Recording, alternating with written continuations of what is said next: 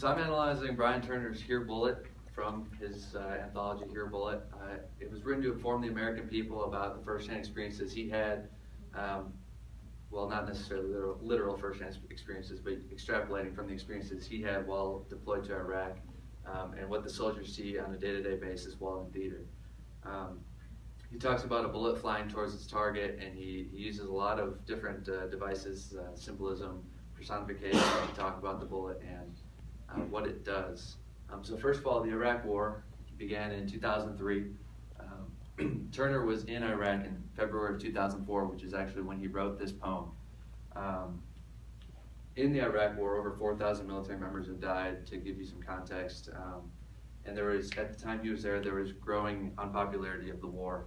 It had gone in just over a year from 23% disapproval to 42% disapproval. So he's fighting in a war that almost half of Americans who were polled disagree with, which, you know, obviously is not something that you want to, it doesn't make you have a good feeling while you're fighting for something people don't want you to be fighting for.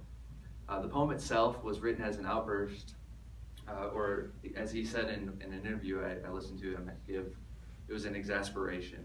And it was written, like I mentioned, it was written in February 2004, and it was actually days after several suicide bombings occurred in Iraq.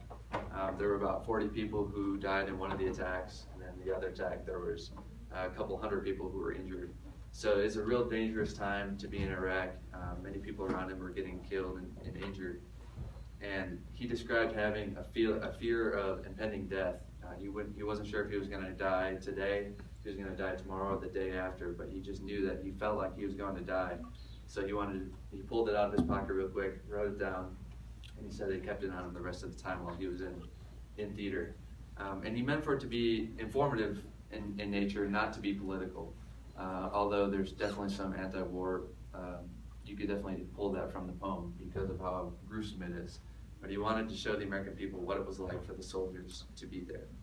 So the poem itself shows a bullet that's personified. The bullet is flying towards a soldier, and the bullet is the enemy. It's actually capitalized in the poem.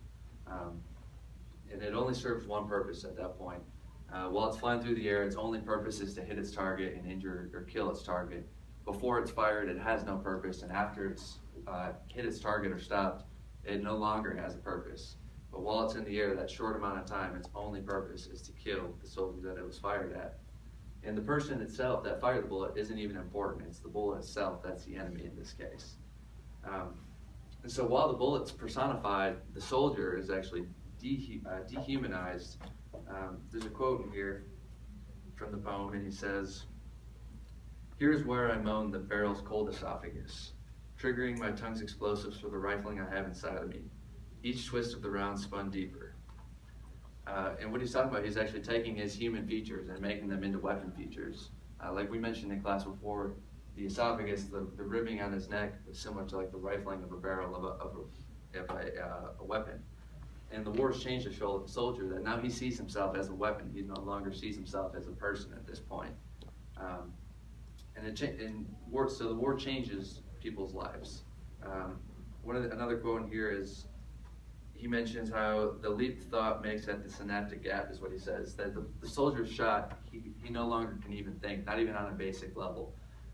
His synapses aren't firing the way they're supposed to. He's completely in shock. He can't even believe what's going on. And then the last line here, he says, "Here's where the world ends every time." And not literally is the world ending, but it's just the soldier's life as he know it is ending. Because after he's being shot, after he's seeing this war and the way people treat each other, every perception he had before that is changed forever. And so he has one last quote I'd like to share with you, and he says, "Here's the adrenaline rush you crave, that inexorable flight, the insane puncture into heat and blood." The way I took it is that when he says insane, he was very deliberate in his choice of using the word insane, saying that it's insane that there are humans killing other humans. War is just a crazy place. It's insane that people would want to do this to each other, and that we've actually been doing this since the beginning of humanity, since we first learned how to kill people. And the humans have always been in conflict, which in some ways has actually stunted our ability to advance. So ultimately, here Bullet talks about the permanent changes that war caused to the Iraq veterans, but also it changes everyone around it and affects everyone, because the world changes every time somebody's killed by another person. He uses the personified bullet to explain the way that the soldier's being shot, and that the bullet is the enemy and not the people itself.